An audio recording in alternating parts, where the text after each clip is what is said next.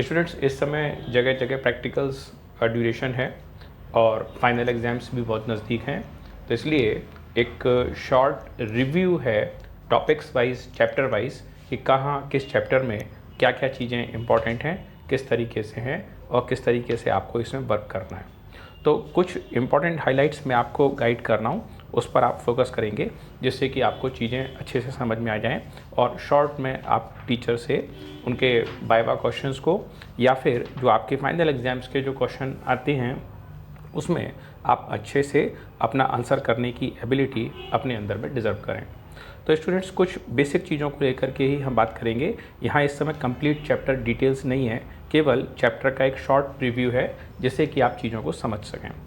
तो यहाँ पर इस समय पर हम लोग स्टार्ट कर रहे हैं, बात कर रहे हैं this is economics in 11th standard.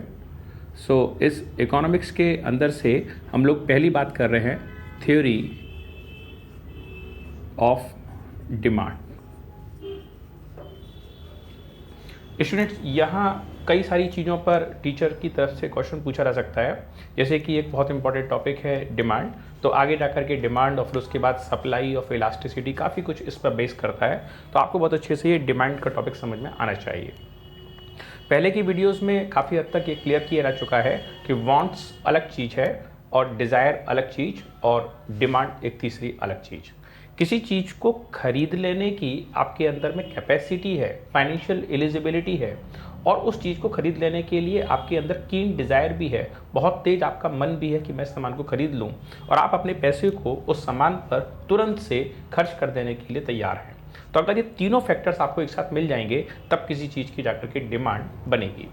अब डिमांड तो बन गई, लेकिन यहाँ पर एक टर्म कंसीडर होता है, इसका नाम है क्वांटिटी डिमांड और डिमांड शेड्यूल। अगर अलग अलग प्राइस लेवल पर अलग अलग प्रकार की डिमांड आ रही है, जैसे मान लीजिए कि अगर अमूल मिल्क का एक कोई पैकेट 20 रुपीज़ के प्राइस लेवल पे जब सेल किया जाता है तो मार्केट में इस तरीके के 3000 पाउच पर डे मार्केट में डिमांड किए जाते हैं। लेकिन क्या होगा कि अगर प्राइस का लेवल 20 से बढ़ा करके 21 कर दिया जाए, तो ऐसा करने से ये एक प्राइस लेवल की दूसरी पोजीशन है। यहाँ मालूम पड़ता है कि डिमांड थोड़ी कम हो जाएगी और अब ये रह गई 2800 यूनिट, 2800 यूनिट्स। और इस तरीके से अगर ये प्राइस बढ़ा करके 23 कर दिया गया तो हो सकता है कि इस कंपोनेंट की जो डिमांड है वो नाउ केवल 2000 यूनिट्स ही रह जाए। तो अब यहाँ आप देख सकते हैं कि यहाँ इंफॉर्मेशन प्राइस के रिगार्डिंग है और डिफरेंट प्राइस लेवल्स पर इस कंपोनेंट की डिमांड कही गई है कि अलग अलग प्राइस रहने पर कितना कितना डिमांड आएगा। तो स्टूडेंट इस समय पर चूंकि प्राइस लेवल के पैरेलल डिमांड की इंफॉर्मेशन है, इसलिए इस कंसेप्ट का नाम है क्वांटिटी डिमांड। ध्यान रखना है, डिमांड और क्वांटिटी डिमांड दो अलग अलग चीज़ें हैं और आपको जहां भी कहीं क्वेश्चन के अंदर अपना आंसर मार्क करना है वो करेक्ट रेफरेंस में डिमांड के अकॉर्डिंग या क्वांटिटी डिमांड के अकॉर्डिंग अपना आंसर मार्क करना है। अब स्टूडेंट जैसे कि ये डिमांड की बात यहाँ पर आ रही है, तो यहाँ से दो चीज़ें सामने आती हैं। इसमें आता है फैक्टर्स अफेक्टिंग डिमांड। टीचर आपसे पूछ सकते हैं कि ऐसे कौन कौन से फैक्टर्स हैं जो अफेक्ट करते हैं किसी कंपोनेंट की डिमांड को। That is called factors affecting demand. वो कारण जो किसी कंपोनेंट की डिमांड पर अपना असर डालते हैं या वो वाले कारण जिसकी वजह से किसी कमोडिटी का जो डिमांड है वो बदल जाता है, किसी कमोडिटी की डिमांड चेंज होती है। कौन कौन से ऐसे फैक्टर्स, कौन कौन से ऐसे कारण होते हैं जिसकी वजह से किसी भी कंपोनेंट की डिमांड पर इसका असर आता है। तो यहाँ पर देखिए, यहाँ पे डिमांड की बात चल रही है और डिमांड के फैक्टर्स स्टडी हो रहे हैं। तो इसका एक सबसे इम्पॉर्टेंट कारण है दैट इज पीएक्स। पीएक्स समझते हैं, प्राइस ऑफ ओन कमोडिटी, अपने खुद के प्रोडक्ट का प्राइस, इसकी वजह से हमारे कमोडिटी की डिमांड बदल गई। सेकंड नंबर पर है पीआर, इसका मतलब है प्राइस ऑफ रिलेटेड गुड्स, यानी वो सामान जो कंसर्न है। थर्ड नंबर है वाई, यानी कि income of consumer, taste and preference और expected change in near future. तो स्टूडेंट्स ये 5 फैक्टर्स होते हैं जो किसी कंपोनेंट की डिमांड को अफेक्ट करते हैं, लेकिन आप लोगों को पहले की डिटेल वीडियो में सिखाया जा चुका है कि दरअसल में डिमांड दो प्रकार से पढ़ी जाती है। एक तो पढ़ी जाती है इंडिविजुअल कैटेगरी पर, यानी किसी एक पर्सन की कैटेगरी के अकॉर्डिंग डिमांड की क्या पोजीशन है, और दूसरी पढ़ी जाती है मार्केट डिमांड की कैटेगरी पर। तो इंडिविजुअल डिमांड की कैटेगरी में और मार्केट डिमांड की कैटेगरी में क्या फ़र्क आ रहा है, ये एक फोकस करने का टॉपिक। तो डिमांड अफेक्ट करने वाले फैक्टर्स टोटल 5 हैं। तो अगर ये डिमांड इंडिविजुअल डिमांड है तो इन 5 कारणों से ये प्रोडक्ट की डिमांड असर आएगा। PX, price of own commodity. आपने अपने खुद के प्रोडक्ट के प्राइस में कोई बदलाव किया और आपके कंपोनेंट की क्वांटिटी डिमांड में चेंज आ गया, तो रेस्पॉन्सिबल पड़ोसी नहीं है, रेस्पॉन्सिबल तो आप खुद हैं, क्योंकि आपने अपने कंपोनेंट की डिमांड में चेंज लाया। PR, price of related goods. आपकी दुकान चल रही थी अमूल मिल्क, पड़ोसी की दुकान चल रही थी पराग मिल्क। पराग वालों ने अपने कंपोनेंट के प्राइस रिड्यूस डाउन कर दिए, मदर डेयरी ने अपने कंपोनेंट के प्राइस डाउन कर दिए। अब हमारे यहाँ के कुछ कस्टमर्स स्विच करके और वो मदर डेयरी की तरफ चले गए, अब वो अमूल का सामान नहीं खरीद रहे। तो इस कंडीशन में हमारे कंपोनेंट की डिमांड अफेक्ट होने के पीछे हम जिम्मेदार नहीं हैं, बल्कि दूसरे लोग जिम्मेदार हैं जिन्होंने अपने कंपोनेंट का प्राइस चेंज किया।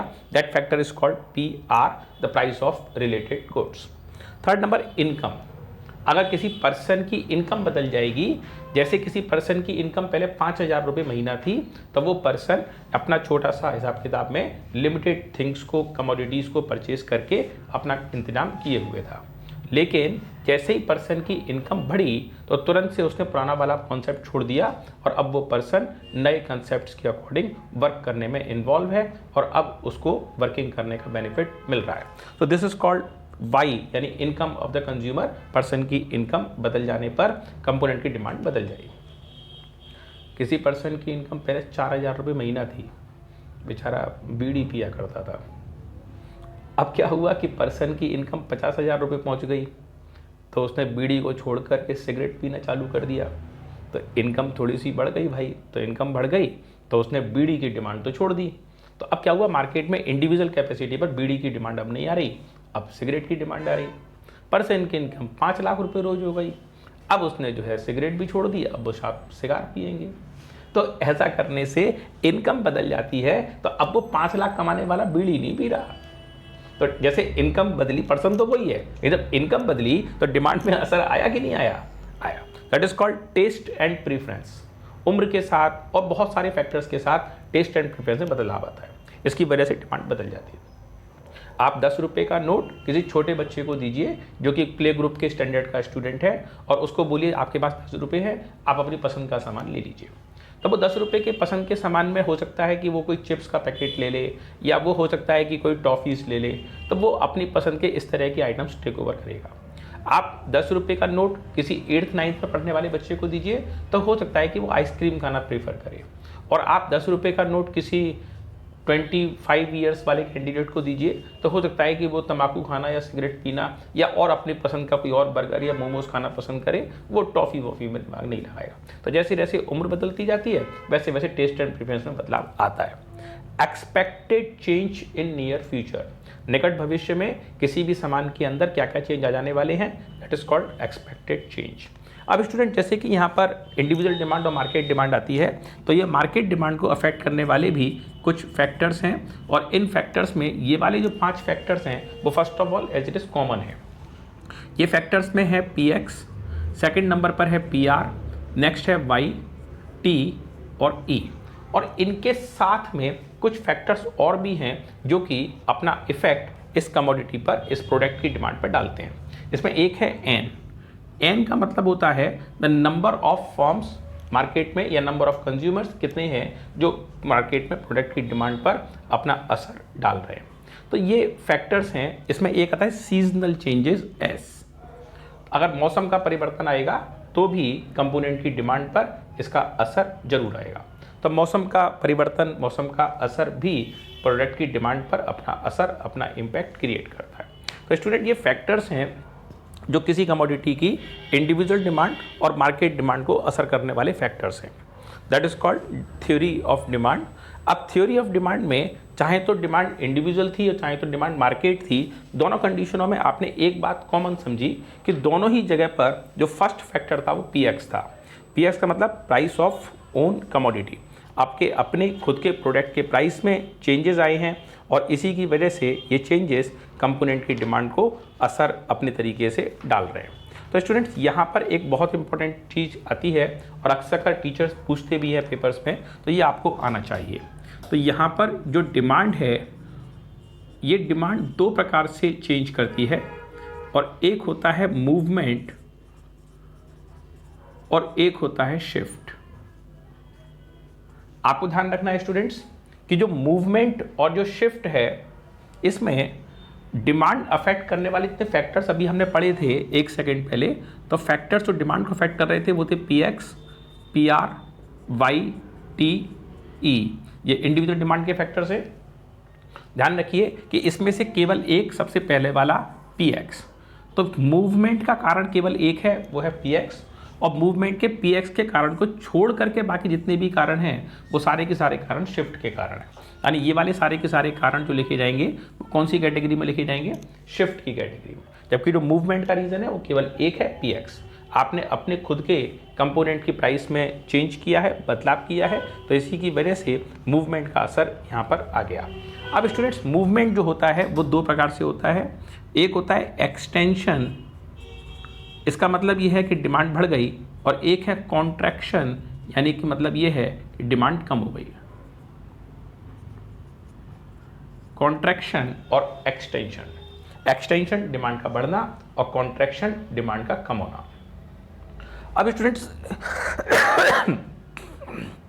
एक्सटेंशन हुआ है और कंपोनेंट की खुद की डिमांड प्राइस में चेंज आया है, तो क्या प्रकार का चेंज आएगा? तो देखिएगा, प्राइस यहाँ मैंने लिखा क्वांटिटी डिमांड, क्योंकि मैं प्राइस के रेफरेंस में बात कर रहा हूँ। अब अगर कंपोनेंट का प्राइस पहले नंबर पर मान लीजिए कि 10 रुपये का कोई सामान था और उस समय पर क्वांटिटी डिमांड जो जनरेट हो रही थी, ये सपोज हो रही थी 200 यूनिट्स। अब अगर प्रोडक्ट का प्राइस 8 रुपये का कर दिया जाए तो क्वांटिटी डिमांड बढ़ जाएगी। तो क्वांटिटी डिमांड का बढ़ जाना, अब ये पहुंच गया 300 यूनिट। तो ये हमारे पास एग्जाम्पल रहा एक्सटेंशन का। अब यहाँ देखिएगा, एक्सटेंशन के लिए ये वाला हम एक ग्राफ बना सकते हैं और इस ग्राफिकल ड्राइंग को आप ध्यान से देखेंगे तो ये वाला जो चीज़ है ये है वाई एक्सेस, ये है एक्स एक्सेस। अक्सर कर स्टूडेंट आकर के पूछते हैं कि प्राइस को कहाँ लिखूँ और क्वांटिटी डिमांड को कहाँ लिखूँ। तो एक बिल्कुल सिंपल सा जवाब है, प्राइस हमेशा आसमान छूता है। अरे भाई, बाजार में किसी से पूछ लो किसी चीज़ का क्या रेट चल रहा है, तो हर एक आदमी, अरे साहब प्राइस तो बहुत महंगाई बढ़ रही, आसमान छू रहा है। तो ध्यान रखिए कि यहाँ बैठ करके आप आसमान कभी नहीं छू पाएंगे। तो प्राइस को कहाँ रखना है? वाई एक्सेस पर रखना है। तो प्राइस एक्सेस हमेशा वाई है। और जो दूसरा है यह क्वांटिटी डिमांड। जब प्राइस 10 रुपये का था, यहाँ मान लिया, तो हमारी कंपोनेंट की डिमांड आ रही थी 200 यूनिट, यानी कि हमने एक पॉइंट कंसीडर किया कि हमारी कंपोनेंट की डिमांड यहाँ आ रही थी। ये डिमांड को यहाँ बना लेते हैं। और जब हमारे यहाँ प्राइस 8 रुपये का रह गया, कम प्राइस रह गया, तो हमारी कंपोनेंट की डिमांड बढ़ गई और ये बढ़ करके 300 यूनिट पहुँच गई, यानी कि डिमांड हमारी पहुँच गई 300 यूनिट। तो आप देख सकते हैं स्टूडेंट, यहाँ पर इस तरीके के दो डॉट्स आ रहे हैं और ये मैंने एक लाइन से कनेक्ट कर दिए हैं। तो ये हमारी डिमांड की लाइन है। स्टूडेंट्स, कई सारी बार टीचर्स क्वेश्चन को ट्विस्ट करने के पॉइंट से पूछ लेते हैं कि भाई ये जो है मूवमेंट कब बनेगा और शिफ्ट कब बनेगा। इसको मैं एरेज कर रहा हूँ। स्टूडेंट, जैसे यहाँ ध्यान रखने का ये है कि कई सारी बार स्टूडेंट ने पूछा कि आप अपने स्कूल की एक सीट पर बैठे हुए थे, आप किसी जगह पर अपने स्कूल में, अपनी क्लासरूम में आप इस सीट पर यहाँ कहीं बैठे हुए थे, यहाँ पर, और इस सीट पर आपका सिटिंग प्लेस ये वाला था, ये आप बैठे हुए थे। किसी पर्सन ने आके कहा कि भैया ने खिसक जाइयो, तो आप यहाँ से सरक करके यहाँ आ गए। तो जिस बेंच पर आप पहले बैठे हुए थे उसी बेंच पर आप अब भी बैठे हुए हैं। बस ये है कि आपकी लोकेशन थोड़ी सी पोजीशन में चेंज आया है, यहाँ से उठ करके यहाँ चले गए, लेकिन उसी सीट पर विराजमान आप हैं। दूसरी बात, आप आपके स्कूल के अंदर में एक बेंच पर आप यहाँ बैठे थे एक कोई पर्सन आया और आकर के उसने कहा कि यहाँ से गायब हो जाओ और कोई दूसरी रास्ता देख लो अपने लिए, हम बैठेंगे यहाँ पर। तो इसका मतलब ये हुआ कि ये पर्सन इस वाली सीट को छोड़ करके दूसरी सीट पे जाने की बात कर रहा है, वो कहीं और जाकर बैठने की तैयारी हमारे हिसाब से कर रहा है, यहाँ जाने की बात कर रहा है। यहाँ पर में सीट एक ही रही, मूवमेंट, यहाँ पे सीट बदल गई दूसरी सीट। अब इस बात का ये मतलब कैसे है, जैसे आप लोग यहाँ पर एक ग्राफ में थे, आपके बिजनेस की डिमांड लाइन यहाँ थी, जब आपके कंपोनेंट का प्राइस 10 रुपये का था तो क्वांटिटी डिमांड 200 यूनिट की आ रही थी। अब कंपोनेंट का प्राइस 8 रुपये का रह गया और क्वांटिटी डिमांड बढ़ करके पहुँच गई 300 यूनिट। कुल मिलाकर के इस एक सीट पर आप पहले यहाँ बैठे थे, अब यहाँ पहुँच गए, आप इस सीट पर पहले यहाँ थे, अब यहाँ आ गए, सीट चेंज नहीं हुई, आपकी ये लाइन, डिमांड लाइन चेंज नहीं हुई। इसका नाम मूवमेंट। जैसे बोलेंगे भाई जरा मूवमेंट कर ले, इसका मतलब मूवमेंट करने का मतलब क्या है, सीट छोड़ के मत जाए, केवल और केवल अपनी सीट से थोड़ा सा सरक जा। लेकिन अगर कोई पर्सन आपके पास ये कह रहा है आकर के कि भाई साहब जरा शिफ्ट हो जाइए, तो वो क्या कह रहा है, वो कह रहा है कि आप इस वाली सीट को छोड़ करके दूसरी सीट पे चले जाइए। तो अब की बार सीट यहाँ कितनी है, 2। तो ध्यान रखिएगा कि मूवमेंट और शिफ्ट दो अलग अलग बातें होती हैं। अगर पेपर में भूल जाओ तो सिंपल बात, मूवमेंट का मतलब अपनी ही सीट पर बने रहो लेकिन थोड़ा सा राइट लेफ्ट देख लो भाई, जबकि शिफ्ट का मतलब ये है कि अब थोड़ा सा इंक्रीज और डिक्रीज, अप एंड डाउन को देखना है मूवमेंट में। और शिफ्ट का मतलब ये है कि इस सीट से गायब हो जाओ, दूसरी सीट पर आकर दिमाग लगाओ कि कहाँ पर से क्या वर्क हो रहा है। तो ये एक चीज़ है ध्यान रखने की है, जिसको कि आपको फोकस करना चाहिए। अब इतना कुछ आपको समझ में आ गया या कुछ अभी भी कन्फ्यूजन इसमें रहता है? तो स्टूडेंट्स, ये डिमांड का, मूवमेंट और शिफ्ट का एक शॉर्ट प्रीव्यू है जो हमने अभी समझा है। कुछ एग्जाम्पल्स इसलिए कोट किए गए हैं, आपके क्लासरूम से कनेक्ट करके, गार्डन से कनेक्ट करके इसलिए कनेक्ट किए गए हैं ताकि एग्जाम में दिमाग चले और आप सही तौर पर वर्किंग करें। सिंपल से एग्जाम याद रखने की ट्रिक, अगर डिमांड लाइन 1 है तो मूवमेंट, और अगर डिमांड लाइन 2 है तो मतलब शिफ्ट। अब यहाँ पे 2 चीज़ें आएंगी और इसका मतलब होगा इंक्रीज डिक्रीज यानी कि शिफ्ट में, और मूवमेंट का मतलब एक्सटेंशन और कॉन्ट्रैक्शन। एग्जाम्स के हिसाब से इंपॉर्टेंट चीज़ें हैं, आपको इसको ध्यान रखना पड़ेगा। अब स्टूडेंट्स, यहाँ पर एक चीज़ दूसरी आती है और यहाँ पर आता है important topic, law of demand. Law of demand कहता है when other things remains constant, when other things remain constant, जब बाकी की सारी चीजें अपनी अपनी जगह फिक्स बनी रहें। when other things remain constant, if price increase, its quantity demand decrease and its vice versa। तो स्टूडेंट्स, यहां पर एक बिल्कुल सिंपल बात कह दी गई है, when other things remain constant, जब बाकी की सारी चीजें अपनी अपनी जगह पर फिक्स बनी रहें। When other things remain constant, तो भैया अदर थिंग्स कौन सी वाली है जिसके कांस्टेंट रहने की बात ये कह रहे हैं? When other things remain constant, ऐसी कौन सी चीज़ है जिसको कांस्टेंट बनी रहने की बात ये कह रहे हैं? तो यहाँ ध्यान रखने की बात ये है कि जो 2 मिनट पहले आपने सीखा था law of factors affecting demand, तो वहाँ फैक्टर्स थे PX, PR, Y, T और E। तो ध्यान रखिएगा कि इस फैक्टर को छोड़ करके व्हेन अदर थिंग्स, तो इसको छोड़ करके, वो अदर थिंग्स कौन सी चीज़ है इसको अदर थिंग्स की बात कही जा रही है? तो अदर थिंग्स का मतलब ये वाली चीज़ें हैं, जो शिफ्ट के जो रीजंस हैं वो चीज़ें हैं अदर थिंग्स। तो when other things remain constant, यानी कि जब ये चीज़ें अपनी जगह चेंज बनी रहें, change when other things remain constant, तो कौन सी चीज़ें हैं जो फिक्स बनी रहें?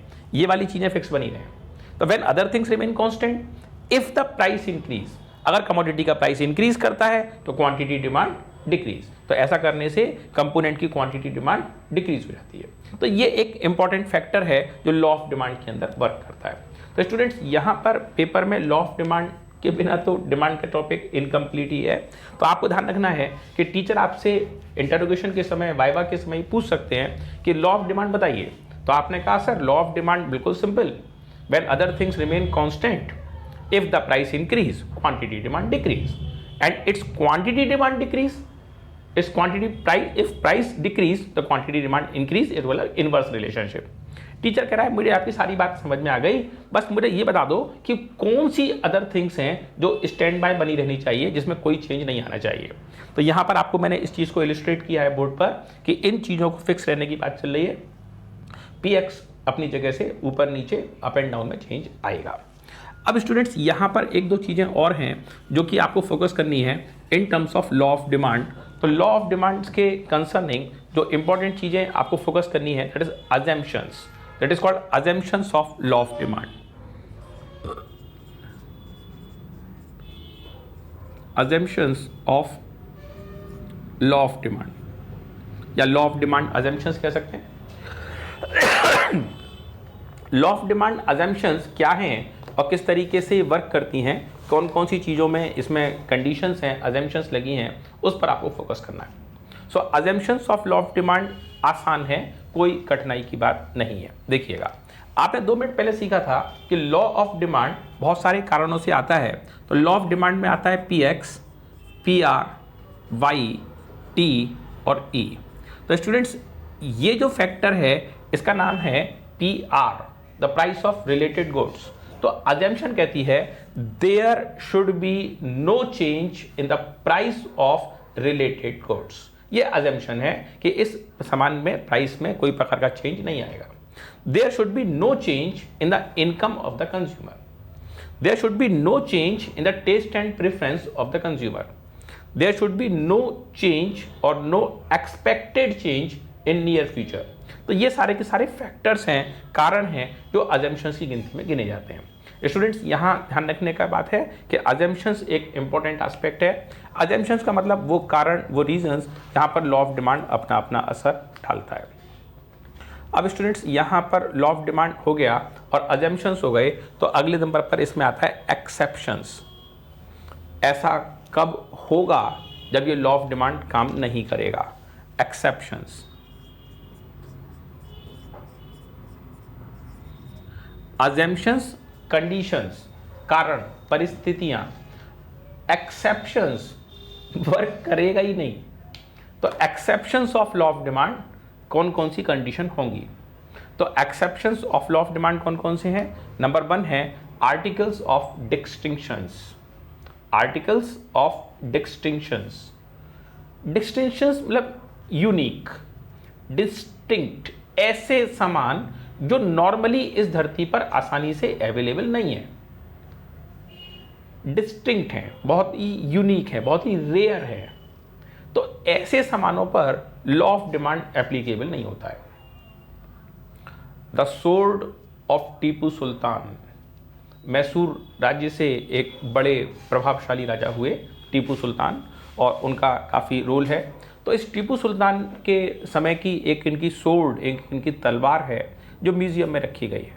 ये पूरी ज्वेल्स, बहुत कीमती डायमंड्स इस पर लगाए गए हैं, गोल्ड का हैंडल लगाया गया है और बहुत कॉस्टली ऑर्नामेंट्स उसके अंदर, फिक्स कॉस्टली ज्वेलरीज और इसमें डायमंड्स उसके अंदर में सजाए गए हैं। अब जो सोर्ड ऑफ टीपू सुल्तान है वो इस पूरी धरती पर एक ही है।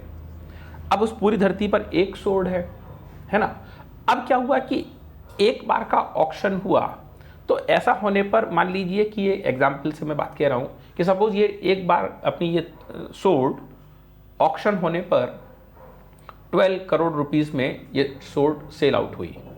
तो लॉ ऑफ डिमांड कह रहा है कि अगर प्राइस बढ़ा दोगे तो डिमांड कम हो जाएगी, लेकिन अगले ही बार जब ऑक्शन हुआ तो मालूम पड़ा कि अब उसका minimum base price 15 crore rupees रखा गया है और जो बायर्स हैं वो गिनती में पहले से और भी ज़्यादा है।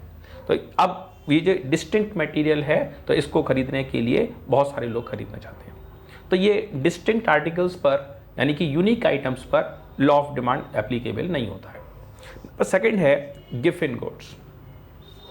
गिवन गुड्स एक पर्टिकुलर लिस्ट है, इन आइटमों पर भी ये सामान नहीं लगेगा। नंबर नेक्स्ट है इर्रेशनल जजमेंट।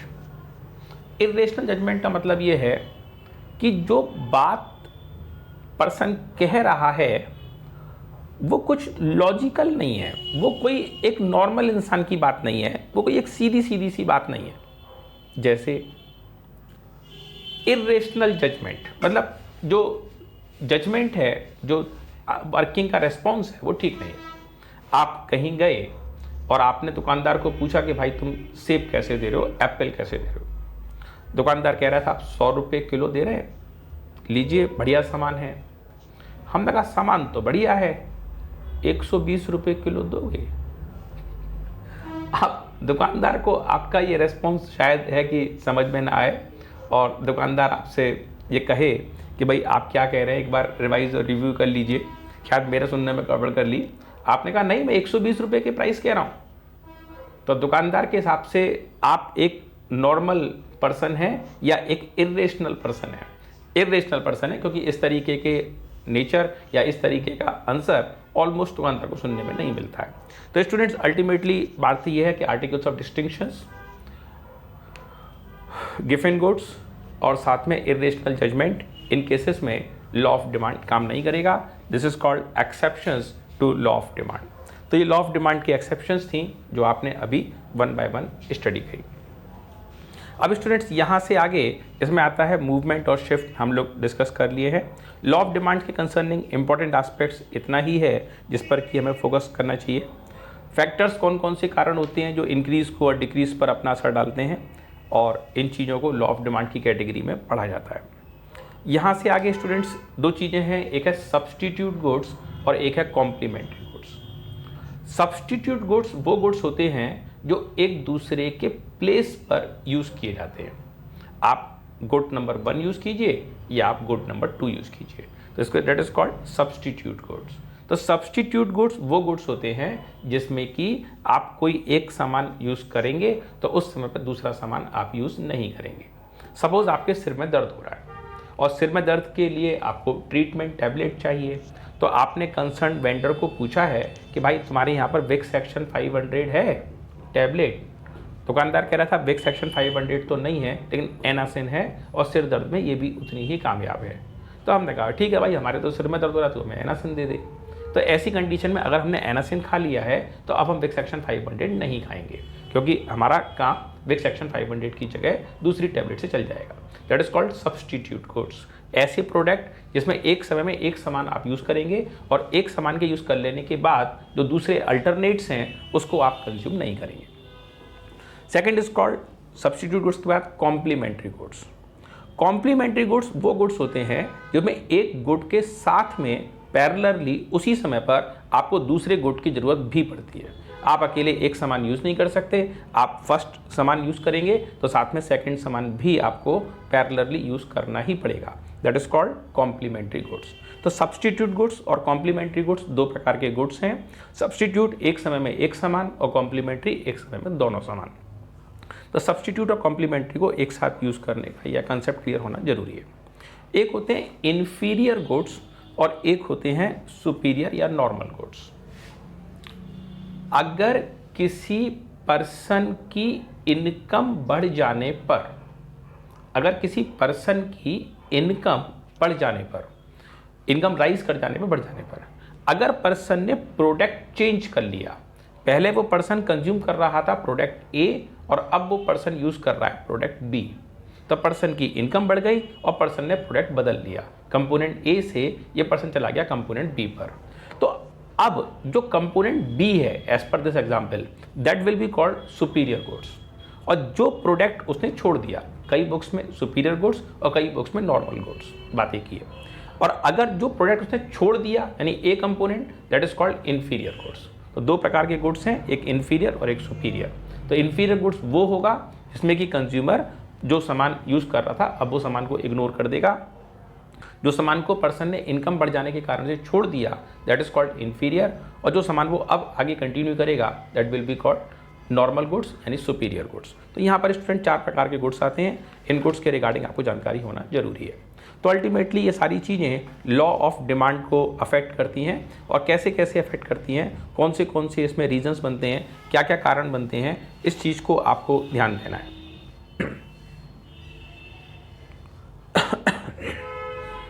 स्टूडेंट यहाँ एक छोटी सी चीज़ और भी है वाइवा में कई बार पूछ लिया जाता है, तो आपको वो आ जाना जरूरी है। एक होते हैं गिफिन गुड्स।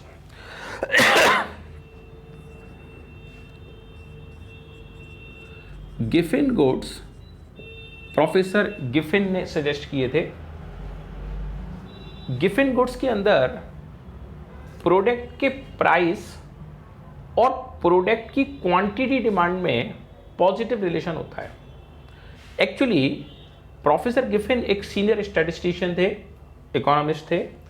उन्होंने अपनी बहुत बड़ी टाइम की रिसर्च फाइंडिंग में पाया कि लॉ ऑफ डिमांड जो हम लोग लगातार पढ़ते करते हैं, यूज़ करते हैं, वो कहता है, लॉ ऑफ डिमांड कहता है जब बाकी की सारी चीज़ें कांस्टेंट बनी रहें, उस केस में अगर प्राइस बढ़ता है तो क्वांटिटी डिमांड कम हो जाती है।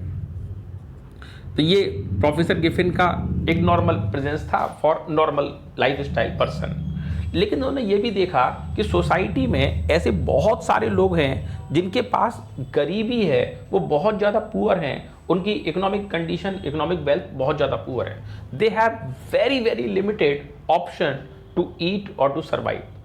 तो अब वो क्या करें बेचारे? जैसे किसी पर्सन की एक दिन की इनकम 30 रुपये की है, अब 30 रुपीज़ के ग्राउंड पर स्टैंड करना, रन करना तो बहुत मुश्किल है, सर्वाइव करना ही बहुत मुश्किल पड़ जाएगा। फन टाइम का खाना भी नहीं खा पाएगा पर्सन।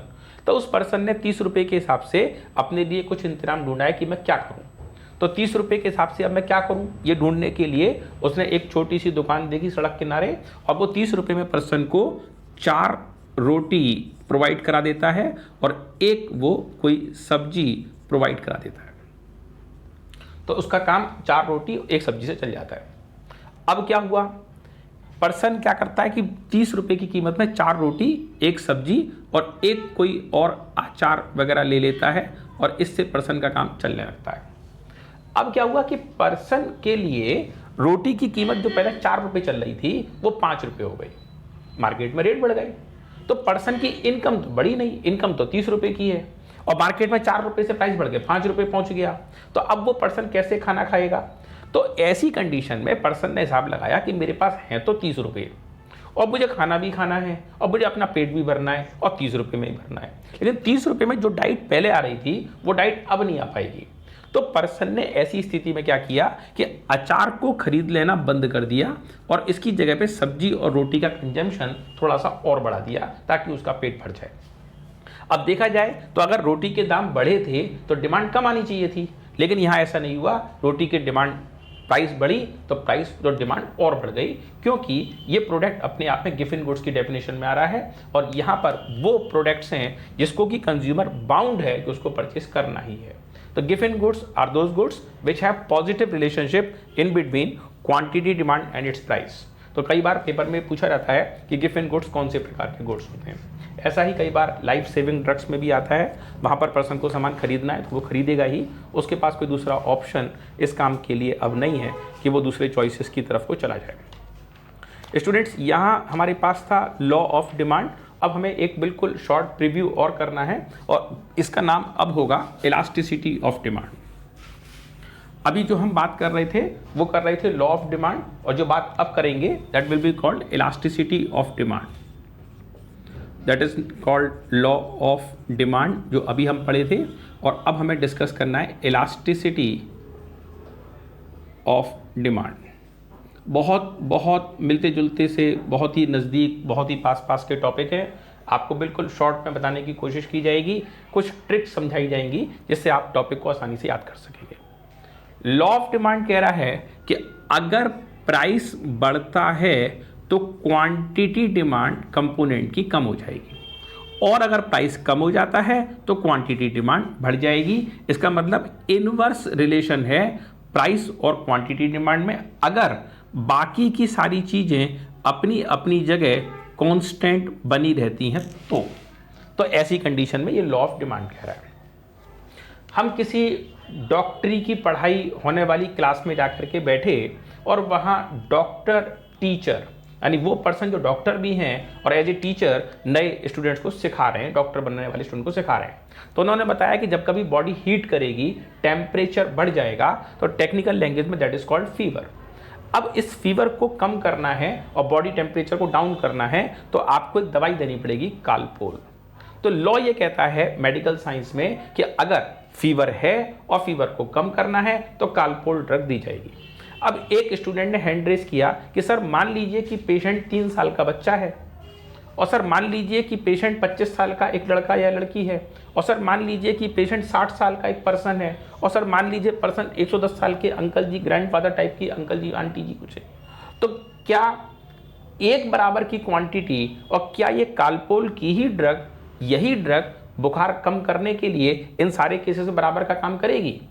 तो डॉक्टर जो टीचर है उसका रेस्पॉन्स कहना यह है कि बुखार आने पर ट्रीटमेंट, ये तो लॉ ऑफ डिमांड है, कालपोल दी जाएगी, लेकिन कालपोल की कितनी डोज दी जाएगी ये आपको सिखाया जाएगा इलास्टिसिटी में। इलास्टिसिटी रिफ्लेक्ट आप कंपोनेंट के, देखो प्रोडक्ट के प्राइस को आप बढ़ा दोगे, क्वांटिटी डिमांड कम हो जाएगी, क्लियर। आप प्रोडक्ट का प्राइस कम कर दोगे, क्वांटिटी डिमांड बढ़ जाएगी, अगेन क्लियर, ऐसा होगा। लेकिन इलास्टिसिटी ऑफ डिमांड ये बताएगा आपको कि आप आपके कंपोनेंट के प्राइस को कितना बढ़ा दोगे। ये तो है प्राइस और ये है क्वांटिटी डिमांड। तो यहां बात लगी है, इसमें लिखा है हाउ मच, कितना आप अपने कंपोनेंट के प्राइस को कितना बढ़ा दोगे, तो इसके इफेक्ट से हाउ मच, कितना इस कंपोनेंट की क्वांटिटी डिमांड पर असर आ जाएगा। हाउ मच समझ में आया? हाउ मच का मतलब यह है कि आप कंपोनेंट की प्राइस को कितना बढ़ाओगे तो कंपोनेंट की क्वांटिटी डिमांड में कितना चेंज आएगा, हाउ मच। तो कंपोनेंट का जो प्राइस का बढ़ना घटना है, क्वांटिटी डिमांड का बढ़ना घटना है, ये इलास्टिसिटी ऑफ डिमांड पर बेस करता है। तो यहां पर एक टर्म है लॉ ऑफ डिमांड, एक है elasticity of demand. Law of demand केवल बात बताता है, स्कूटर एक्टिवा सड़क पर चल रहा है, रोकना है, ब्रेक अप्लाई करना पड़ेगा, तो लॉ है। स्कूटर पर चल रहा है, मोटरसाइकिल चल रही है, कार चलना है, रोकना है तो ब्रेक लगाओ, दैट इज कॉल्ड लॉ। लेकिन कार कितनी स्पीड में चल रही है और कितने डिस्टेंस पे जाके रोकनी है, दैट इज कॉल्ड इलास्टिसिटी। तो जितना जरूरी लॉ पढ़ना है उतना ही जरूरी ये भी है कि इलास्टिसिटी भी पढ़ा जाए। तो लॉ पढ़ना और इलास्टिसिटी पढ़ना दोनों एक इंपॉर्टेंट फैक्टर्स हैं जिस पर कि जरूर से वर्क किया जाना है। अब स्टूडेंट्स यहाँ पर से एक खास चीज़ आती है और इसमें आता है फॉर्मुलेशन कि इलास्टिसिटी कैसे कैलकुलेट की जाएगी। तो इलास्टिसिटी कैलकुलेट करने के लिए बिल्कुल आसान सा तरीका है जिससे कि आप इलास्टिसिटी एस्टिमेट कर पाएंगे। तो इलास्टिसिटी एस्टिमेट करने के लिए फॉर्मूला बनता है percentage change in quantity demand upon percentage change in price. आप कंपोनेंट की क्वांटिटी डिमांड में कितना चेंज करेंगे, तो ऐसा करने से कंपोनेंट की क्वांटिटी, कंपोनेंट की जो फॉर्मूला है percentage change in quantity demand upon percentage change in price, ऐसा करने से इलास्टिसिटी ऑफ डिमांड एस्टिमेट हो जाएगा। आप पता लगा पाओगे कि क्या क्या चेंजेस आ रहे हैं। एक और स्टूडेंट फॉर्मूला बनता है यहाँ पर इलास्टिसिटी ऑफ डिमांड निकालने का, that is delta Q upon delta P into P upon Q. यहाँ स्टूडेंट्स ध्यान रखना है कि यहाँ फॉर्मूले के अंदर माइनस भी है और इस माइनस के अप्लाई करने से जो साइन रिलेशनशिप, जो इनवर्स रिलेशनशिप है, उसको हम लोग एडजस्ट कर पाते हैं। तो यहाँ स्टूडेंट्स ये हमारे पास इलास्टिसिटी ऑफ डिमांड निकालने का दो फॉर्मूला। अगर आप किसी एक क्वेश्चन के लिए दोनों ही तरीकों से अलग अलग अगर इंफॉर्मेशन ड्राइव करते हैं तो आंसर आपका एक जैसा ही आएगा, अलग अलग आंसर नहीं आएगा। तो आंसर गलत आ रहा है तो फिर देखिए कि आपने कहाँ क्या गलती किया। दोनों तरीके से इलास्टिसिटी ऑफ डिमांड का आंसर आता है। किसी भी बिजनेसमैन के लिए, किसी सक्सेसफुल बिजनेसमैन के लिए ये बहुत ज़रूरी है कि वो बिजनेसमैन पहले से इन एडवांस ये पता करके रखे, जानकारी करके रखे कि उसके बिजनेस की इलास्टिसिटी कितनी आ रही है। तो अगर इलास्टिसिटी हाई है इसका मतलब ये है कि कंपोनेंट के अंदर में आपको इलास्टिसिटी की वैल्यू को अप्लाई करना है। इलास्टिसिटी 2 टाइम्स, 3 टाइम्स, 1.5 टाइम्स, कितने भी टाइम की इलास्टिसिटी हो सकती है। अब स्टूडेंट यहाँ पर मैं इलास्टिसिटी ऑफ डिमांड जैसे आती है तो इसके कंडीशन में हमारे पास में 5 तरह की कंडीशन आती है और आंसर इन 5 में से किसी एक प्रकार का हो सकता है। तो इसका मतलब है डिग्री। तो degree of elasticity of demand है तो ये 5 स्केल्स में है, 1, 2, 3, 4 एंड 5। अगर आपने आंसर निकाला तो आंसर कितना कितना आ सकता है। तो इसके आंसर को इन 5 डिग्रीज को याद करना बहुत आसान है एक सिंपल सी ट्रिक से। सबसे पहले आप 3 नंबर वाला पॉइंट नोट कर लीजिए कॉपी पर। This is called unit elastic. Unit elastic का मतलब है कि अगर आपने प्रोडक्ट के प्राइस में 10% का प्राइस चेंज किया है तो क्वांटिटी डिमांड पर भी इसका असर 10% माइनस ही आया है। अगर प्रोडक्ट का प्राइस 10% बढ़ा तो क्वांटिटी डिमांड पर भी इसका असर 10% माइनस ही आया और कोई दूसरा असर नहीं आया। अगर ये प्राइस 6% का प्राइस प्लस हुआ तो यहाँ पर 6% का माइनस का असर आया। अगर ये प्राइस 20% का बढ़ाया तो यहाँ पर भी 20% का असर माइनस में आ गया। This is technically called unit elastic.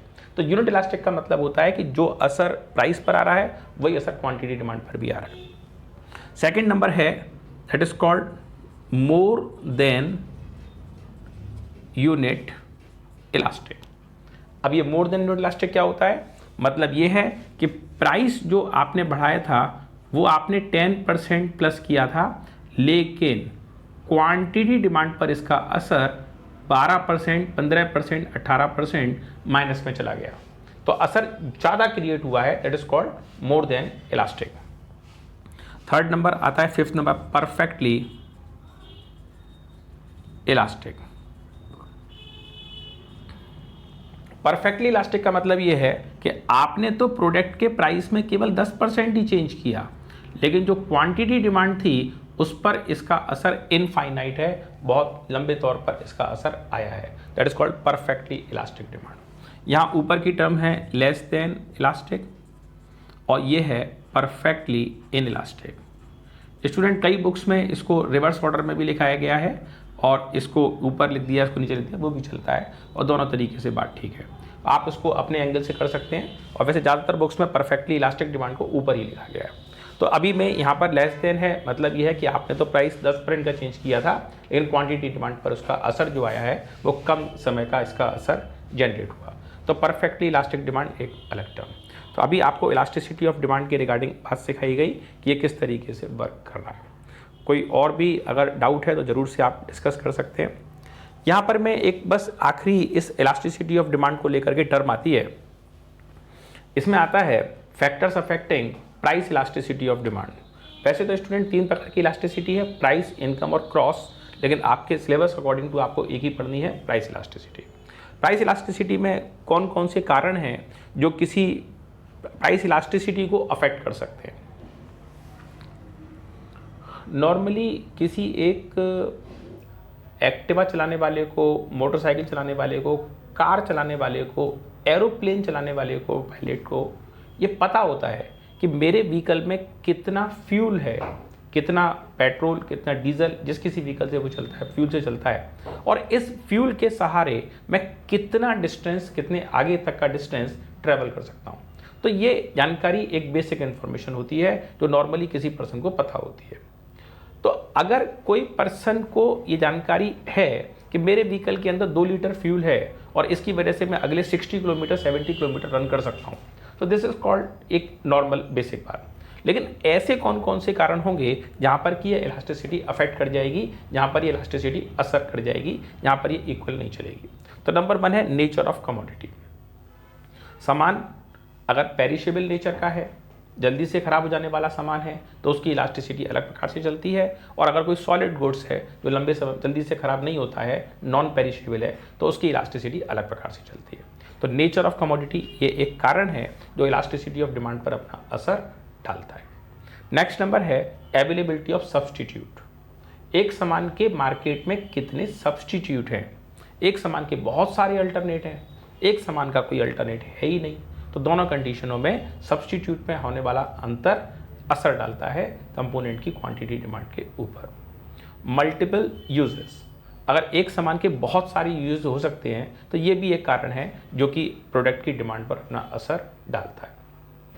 गर्मियों के मौसम में अक्सर कर नींबू की कमी हो जाती है या दूध दही बहुत महंगा हो जाता है। उसके पीछे कारण ही यही है कि इस समय पर मिल्क के कंपोनेंट्स जो गर्मी में राहत देते हैं उनका कंजम्पशन नॉर्मली काफ़ी बढ़ जाता है। इसी की वजह से लोग अल्टरनेटिव सोर्सेज की तरफ को जाते हैं और इसी की वजह से मिल्क की इलास्टिसिटी या डिमांड बढ़ती है।